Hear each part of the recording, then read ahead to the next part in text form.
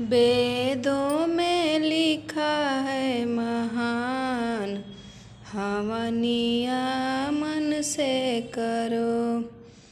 हवना करवले कवन फल पंडित, हवना करवले कवन फल पंडित। जबले धुआं न जइहे आकाश, हवनिया मन से करो।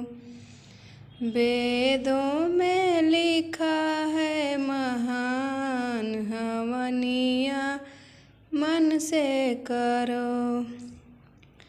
बगिया लगवले कवन फल पंडित, बगिया लगवले कवन फल पंडित।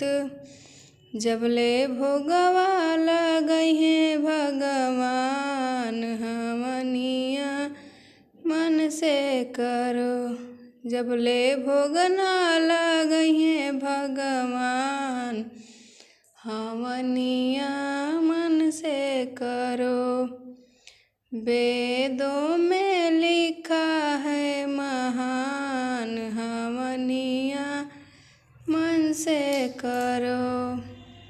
कुआँ खोनवले कवन फल पंडित, कुआँ खोनवले कवन फल पंडित। जबले गैया न पिए ठंडा पानी, हवनिया मन से करो। वेदों में लिखा है महान, हवनिया मन से करो।